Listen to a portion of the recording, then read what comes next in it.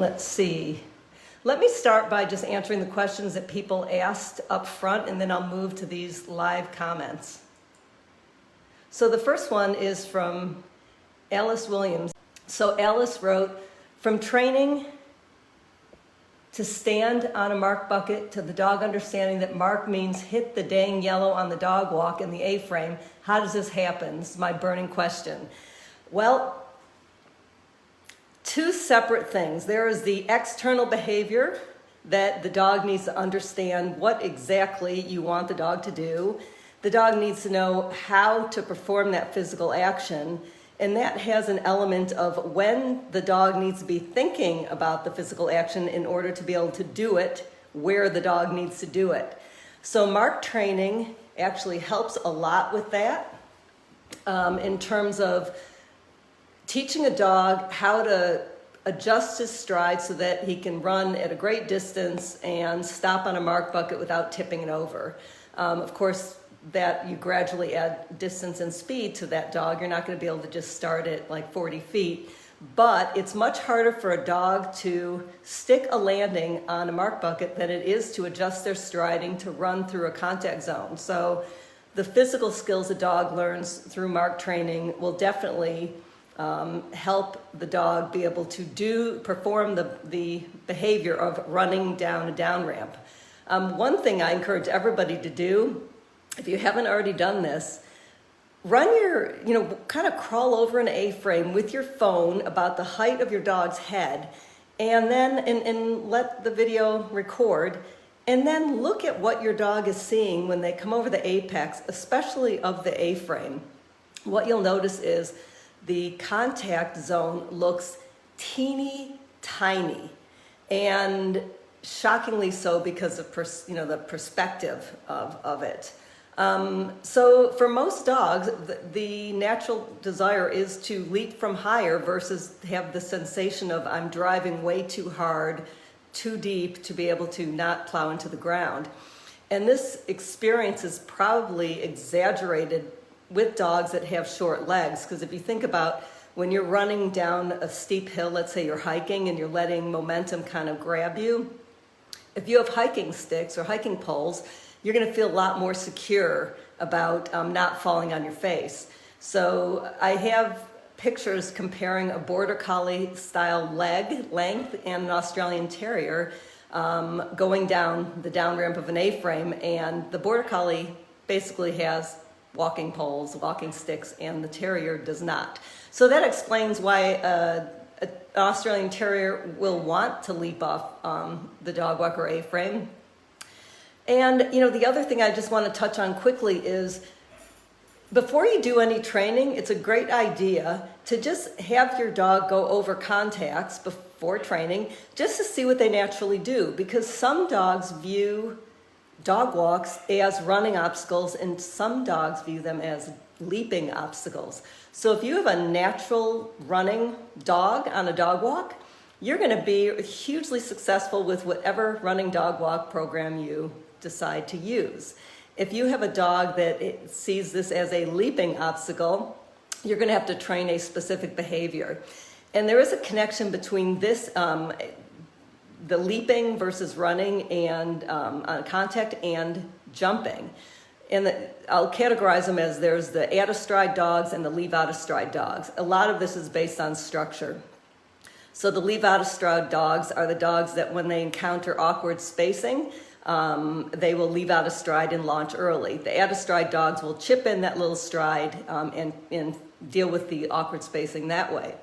So Australian Terriers, as far as I know, are all leave out a stride dogs based on structure and power. They have enough power that they can leap over buildings with a single bound, and contacts and jumps. So if you have a dog that is a natural leaper, leave out a stride dog, and you want to have running contacts, you're definitely going to want to train a specific intentional performance that the dog is thinking about doing this thing when they come over the second apex of the dog walk. And if you recall in the mark training freebie course that I showed Dakota running around a tree and coming to a halt into heel position. And my point was showing that he started thinking about that 3 strides before he stopped, and it was indicated by his tail whipping up. And the same is true for dogs on the dog walk. They need to be thinking about what they're doing in the contact zone as they come over that last apex. And most dogs who are trained well will do a specific thing over the apex. They'll either extend or collect. And the wonderful thing about that is it's something that once you recognize what your dog does when they are really successful in the contact zone, you can actually know what's coming so that your words can come out of your mouth that say, that is exactly what I want. And the words come out when your dog is in the contact zone versus having to wait for your dog to hit the contact zone to determine whether or not it's a good hit, so that your word is now marking the dog flying in the air or the dog's first stride on the ground. So this relates to Ocean in terms of the better you get at observing these subtle nuances of your dog in life and in training, the easier it will be for you to communicate to your dog what you're looking for. So that was certainly a mouthful. And in terms of using mark buckets, that once a dog is mark trained, you can actually place the mark buckets before and after contacts. And I'll get into more details about that later on, because it's pretty interesting that let's say your dog just doesn't want to collect and add that extra stride, and you're just not getting enough good hits to be able to reward enough to, tell the dog this is what I want. Placing the mark at a specific distance will encourage the dog to collect on the dog walk or A-frame, because the dog is already planning on stopping on the mark bucket.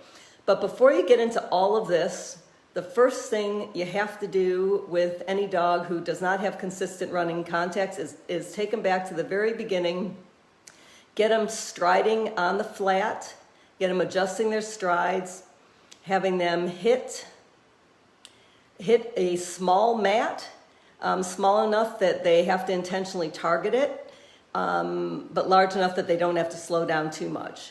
Once you've got that behavior and the dog can do it with you ahead, behind, racing them, lateral distance, you can start adding turns where, you're saying, hit the mat, turn left, hit the mat, turn right, which is an integral part of any successful contact training method. Because if your dog doesn't know where he's going after the contact zone, you can't expect the dogs to drive hard towards some place they don't know where they're going, unless you've just gone, you know what, the default is go on, and I will scream bloody murder if I don't want you to, which in my opinion is not a preferred method. I actually like my dogs to know where they're going to go, at least 3 strides ahead. So that means when my dog is over that apex of the dog walk, I want my dog to know that what is coming afterwards, including a backside.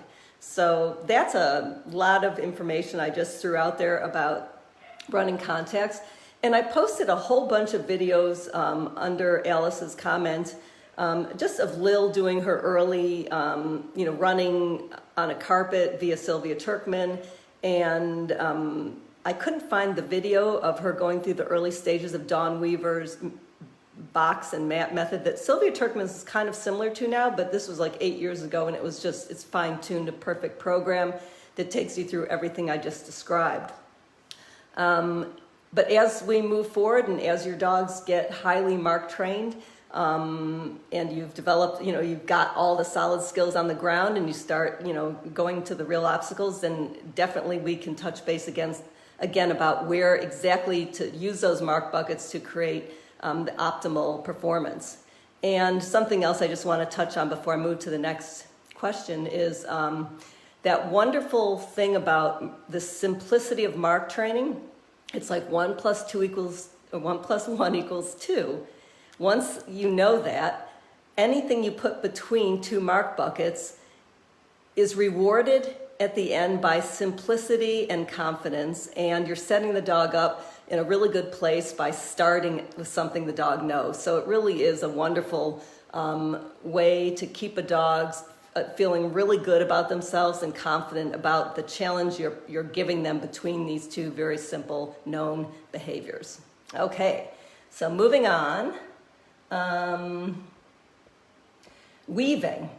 Okay, so what you have here is weave poles, and when I start a dog off, I like a little open channel to get them really moving. So I'm going to start off with a mark bucket here so they can see that first opening, and then a mark bucket straight on after the end. And again, my dog is fully mark trained.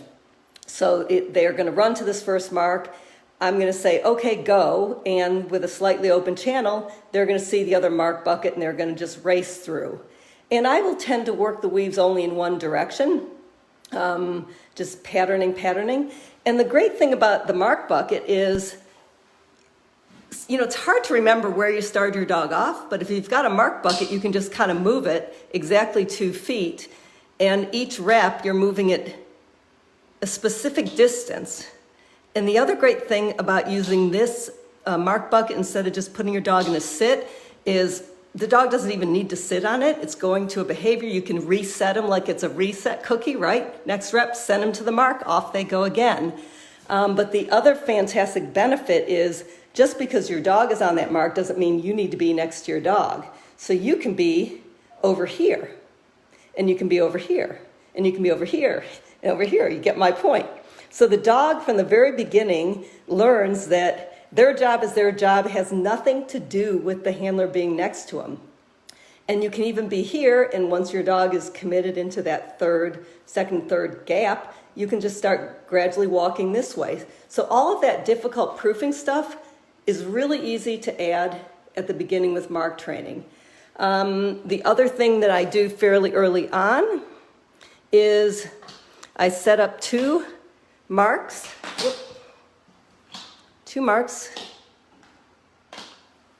at each end, and I start my dog off and I tell him go weave, and then about halfway through, even later, I start saying weave right,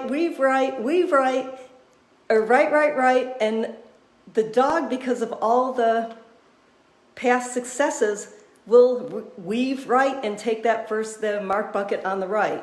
Now, when I first start, I'm not going to have this one on the left that's a bit complex, but the great thing is you can be saying weave left the entire time your dog is in the poles.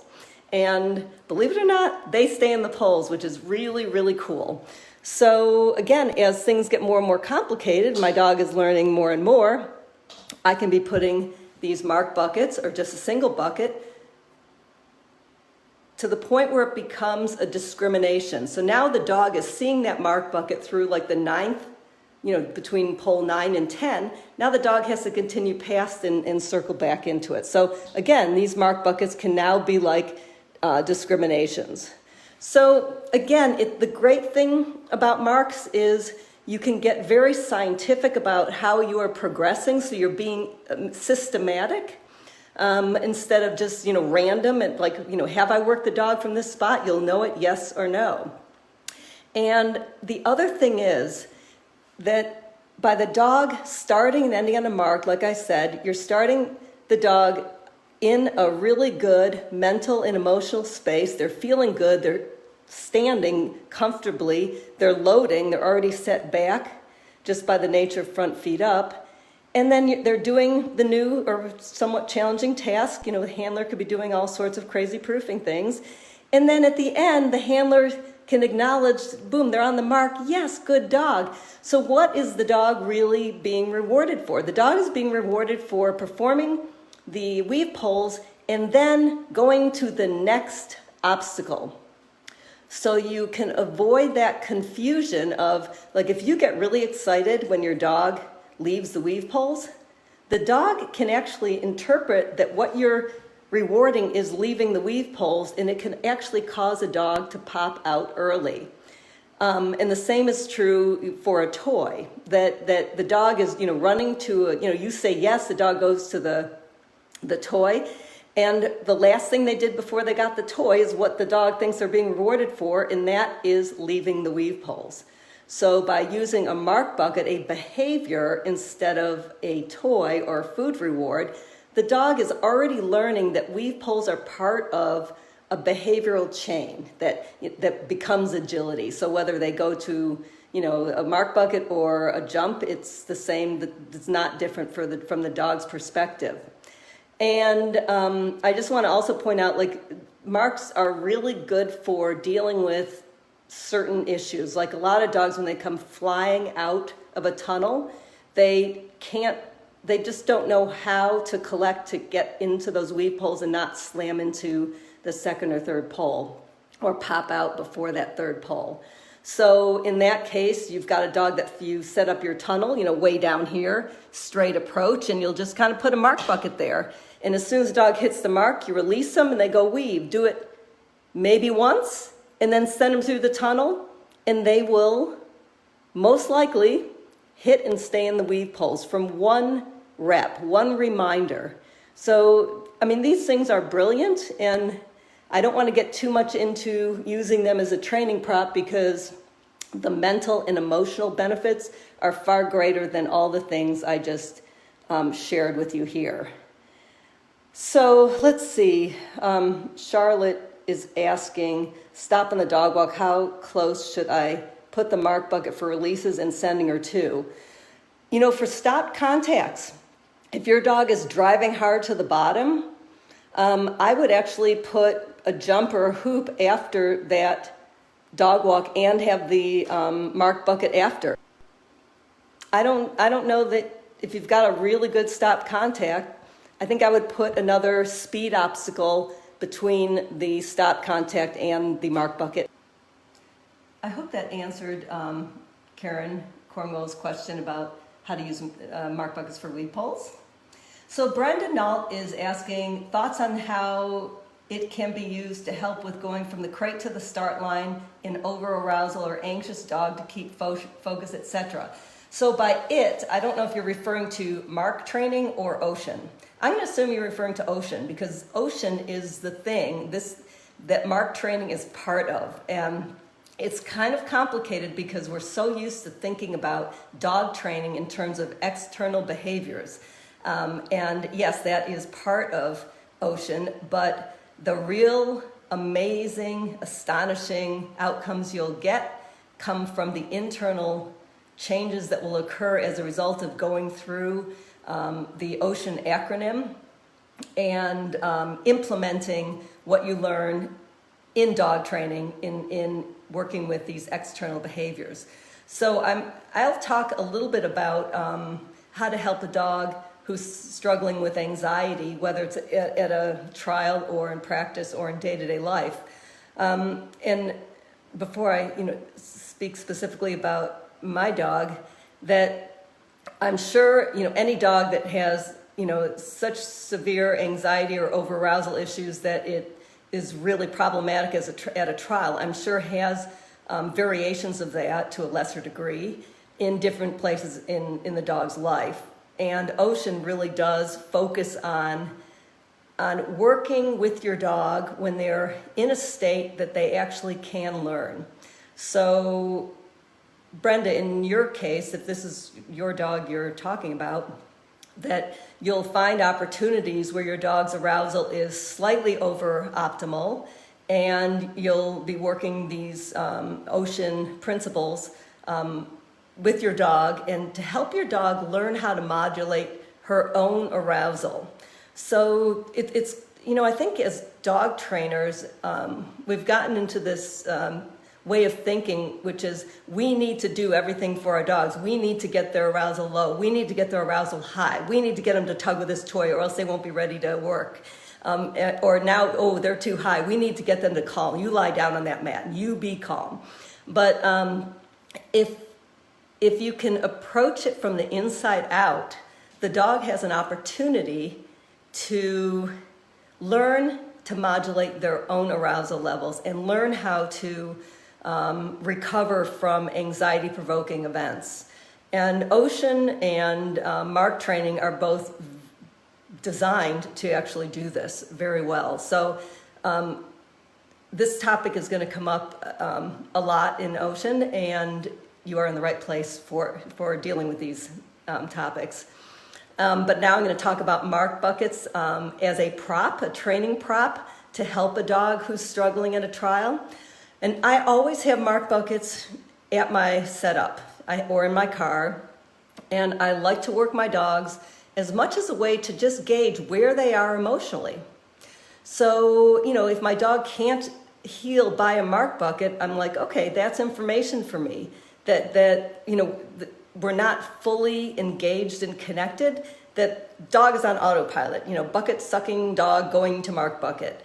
I'll use a mark bucket at the practice jump. I'll set it beyond. I'll send the dog go on over the jump like 4 times. Then I'll say loop or wrap and see, is the dog listening, or is the dog just going to run to this discrimination, which is the mark bucket? And in terms of a dog that's really anxious, I'm going to be moving my mark bucket around the trial area. So it'll be at my site, and then maybe I'll move it to a place where there's not much going on, but maybe 20, 30 feet from the ring. And I'll just do some basic stuff. I'll, heel. I'll send my dog to the mark. I'll have, feed them, recall them to heel, do some, maybe playing, whatever. And if my dog's good there, I'm going to move the mark bucket somewhere else and see, at what point is my dog not able to handle the challenges I'm providing. So again, information. But mark buckets are fantastic for stressed dogs. If they can stay within a decent working zone, you can actually bring that mark bucket right up to where you're getting ready to, line up to go in the ring, and just have it there and work your dog on the mark. Not just stand them like a statue on it and ignore them, but actually work them just like you would in your living room. And dogs, again, like I've said, they just feel good about doing something that they know how to do. It's associated with fun. It's associated with connection and teamwork. And it's a feel-good kind of Rin Tin Tin power pose. So you're also getting a benefit from just the pose itself. And one other thing, in terms of coming up with lots of stuff to do on a mark, pivoting, sits to stands, all of that stuff, it has great physical, PT kind of components. But it also is going to give you stuff to do, so you don't run out of interesting things to do, and that, you certainly don't want to make marks boring. So, that's just a little side note on that. Let's see. So I've covered, what I do with marks. And, I also want to just share a personal story. God, my arm is getting sore from holding this phone. I'm going to solve this problem before the next live one. But that when I moved to California, there happened to be a ton of really barky dogs at the site that is close to my house. And Dakota had never been exposed to I'm talking nonstop bark, bark, bark, bark, bark. And he was anxious, and it expressed itself through an unsafe, crazy, fast, but unsafe performance in the ring. And he had never done that before, and he hasn't done it since. And so I thought about, well, what am I going to do? I'm at this trial. And for him, what worked that first time was really active, engaged toy play that kind of matched his arousal level. So I gave him kind of an outlet for that anxiety he was feeling. Now, he was not so over the top that he couldn't listen, or I would not have run him. But, his adrenaline was going enough that he lost the connection between, fine motor skills. That's what happens when a dog is super high aroused. They have tunnel vision, their hearing decreases, and they lose their fine motor skills. So that's what he was demonstrating. But anyway, over time, and I did not do the, flood him with barking dogs. Like, the people who had the barking dogs are like, you had just got to train that. And I'm like, well, the other thing is you could, train your dog to not bark, continuously for no reason. But side note. But, so I was cautious about going to that site. I would, take breaks. I would not do full weekends. I would bring him in as late as possible, for his run, try to separate myself from the worst barkers. And over time, he did get used to that that there are barking dogs at trials, and he actually benefits from me letting him see that the dogs are not staring at him, they're not barking at him. And if a dog ever is barking at him and I see it, then I immediately move away. But he is aware now he looks around, he's like, oh, that dog is just barking, like not barking at me, and that's helped. So this is just a story about observing your dog, experimenting, observing your dog again, finding something that works kind of like Band-Aid wise, and then that connect with compassion, not flooding him, taking breaks from that site, realizing this is going to be challenging for my dog. And we worked through it as a result of that combination. So those are the other things that I'm going to be talking about in Ocean, is ways to really take our dogs' mental, emotional, and physical well-being, all of that into consideration when we make decisions about what we do and what we don't do. There's that. Let's see.